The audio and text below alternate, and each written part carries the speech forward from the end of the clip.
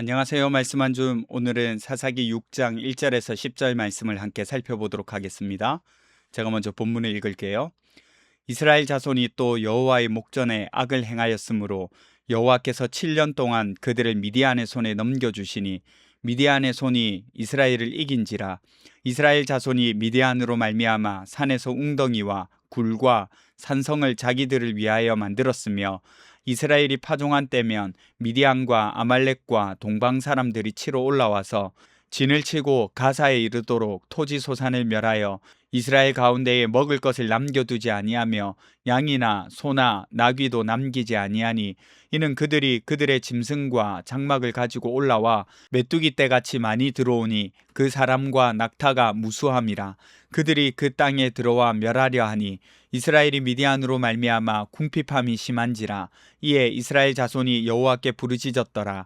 이스라엘 자손이 미디안으로 말미암아 여호와께 부르짖었으므로 여호와께서 이스라엘 자손에게 한 선지자를 보내시니 그가 그들에게 이르되 여호와께서 이같이 말씀하시기를 이스라엘의 하나님 내가 너희를 애굽에서 인도하여 내며 너희를 그 종되었던 집에서 나오게 하여 애굽 사람의 손과 너희를 학대하는 모든 자의 손에서 너희를 건져내고 그들을 너희 앞에서 쫓아내고 그 땅을 너희에게 주었으며 내가 또 너희에게 이르기를 나는 너희의 하나님 여호와이니 너희가 거주하는 아모리 사람의 땅의 신들을 두려워하지 말라 하였으나 너희가 내 목소리를 듣지 아니하였느니라 하셨다 하니라.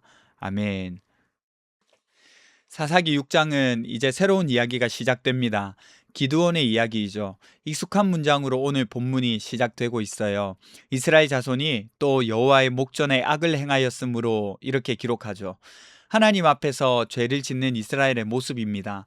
사사기에는 죄를 짓고 징계를 받으면 부르짖고 구원을 얻어서 평안을 누리다가 다시 죄를 짓는 과정이 계속 반복된다고 말씀드렸습니다. 그런데 중요한 것은 이런 과정이 반복되면서 이전보다 훨씬 심각한 단계로 들어선다는 거예요. 오늘부터 살펴보는 이야기는 미디안의 압제 가운데 있는 이스라엘 백성의 모습입니다. 이전에는 모압이나 가나안 왕에게 조공을 바치는 정도의 징계였다면 이번 미디안의 압제는 이스라엘 백성들의 삶 자체가 불가능해지는 형태로 징계가 이루어지는 것을 볼 수가 있어요. 사실 미디안은 이스라엘을 정복하려고 오는 것은 아닙니다. 본문을 보면 씨를 뿌리면 쳐들어오고 추수할 때 나타나서 약탈해 가고 양이나 소도 나귀도 빼앗아 갑니다. 이게 얼마나 환장하고 미칠 일이냐면요. 보세요. 농사를 아예 못 짓게 하는 것이 아니라 농사를 지을 수 있도록 놔두거든요.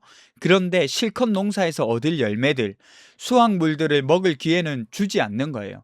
여러분 만약에 일을 열심히 하는데 수익이 없다면 어떠시겠어요? 회사에 입사해서 일 열심히 했는데 월급을 못 받는다. 어떻겠습니까? 지금 이스라엘이 그런 상황인 겁니다. 미디안에게 그렇게 괴롭힘을 당하고 있다는 거예요. 미디안은 왜 이런 방식으로 이스라엘을 괴롭히는 걸까요? 여러분, 미디안은 유목민이었어요. 그래서 땅을 가지는 것보다 남이 애써 농사 지어놓은 것 빼앗는 것이 훨씬 더 효율적이었습니다. 그러니까 조공을 바치는 것보다 약탈하는 것이 본인들에게는 훨씬 유익한 거였죠. 이로 인해서 이스라엘은 궁핍함이 심한 지경에 이르게 되었습니다. 단순한 가난이 아니라 국가 전체가 경제적인 붕괴를 경험하는 거죠. 그래서 이스라엘은 동굴로 들어갔어요. 하나님이 주신 땅, 약속의 땅에 살면서도 그 땅의 복을 누리지 못하는 지경에 지금 이르게 된 겁니다. 죄는 결국에는 하나님이 주신 삶을 누리지 못하게 만드는 거예요. 극심한 궁핍함으로 인하여서 이스라엘은 부르짖습니다. 그런데 이 부분에서 본문은 의아한 기록을 남깁니다. 7절을 보시면 이스라엘 자손이 미디안으로 말미암아 여호와께 부르짖었다 이렇게 기록되어 있어요.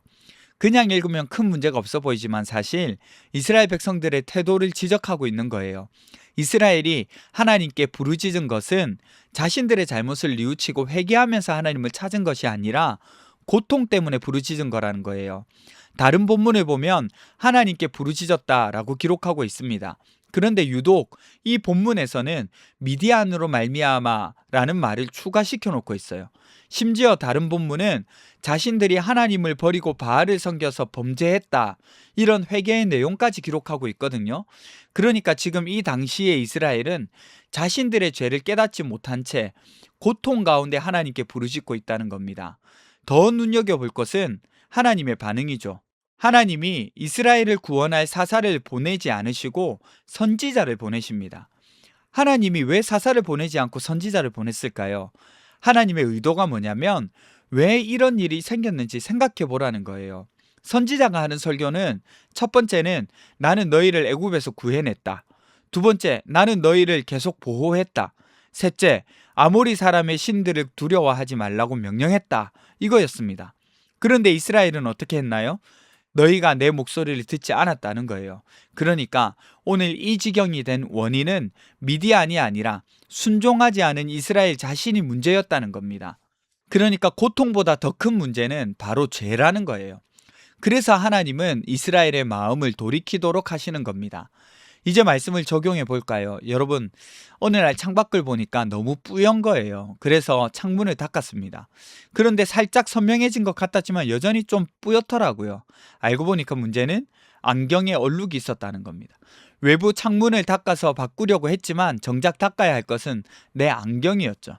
가끔 이런 실수합니다. 우리는 환경이 바뀌면 모두 바뀌고 괜찮을 줄 알았어요. 직장만 바뀌면 괜찮을 것 같고, 사람만 잘 만나면 행복할 것 같고, 경제만 좋아지면 괜찮을 것 같은데 말이죠. 이스라엘도 미디안이 문제라고 생각하고 미디안 때문에 하나님께 부르짖었잖아요. 환경을 바꿔달라고 기도했습니다. 하지만 하나님은 우리의 마음을 바꾸기를 원하세요. 신앙생활에서 중요한 것이 관계라고 종종 말씀드리죠. 하나님은 먼저 우리의 마음이 바뀌기를 원하십니다. 환경이 아니라 하나님과의 관계가 회복되기를 원하시는 거죠. 그럴 때 비로소 참된 구원이 시작됩니다. 이 일을 위해서 그리스도께서 오셨죠. 하나님과 우리와의 단절된, 화목할 수 없는 그 인생을 화목하게, 연결되게, 그래서 자녀로 살아갈 수 있게 하기 위해서 이 땅에 오셨고 죽으시고 부활하셨어요. 여러분, 우리가 고통 때문에 하나님께 부르짖을 수는 있습니다. 하지만 오늘 본문에서 우리는 한 가지 더 유념해야 할 일이 있다고 말하고 있어요. 그 문제가 뭘까요? 그 문제, 그러니까 우리가 닥쳐있는 그 문제보다 먼저 하나님이 내 안에서 바꾸고 싶어 하는 것이 무엇인지도 물어보고 기도해야 한다는 거예요. 하나님의 뜻이 어디에 있는지를 물어봐야 한다는 거예요. 우리의 요구할 것만 요구하는 것이 아니라 하나님께서 왜 이런 일을 행하셨는지 물어봐야 한다는 거예요. 우리가 어려움을 당할 때에 우리 환경만 바꾸길 원하는 기도보다 하나님께서 우리에게 무엇을 원하시는지 함께 구해볼 수 있는 그런 저와 여러분이 되셨으면 좋겠습니다. 기도합시다. 첫 번째는요, 문제만 해결해 달라고 구하는데 그치지 않고 하나님과의 관계가 더욱 깊어지게 해주세요. 두 번째는 어려움 속에서도 하나님의 뜻을 묻고 깨닫게 해주세요. 우리 함께 기도하며 나가도록 하겠습니다.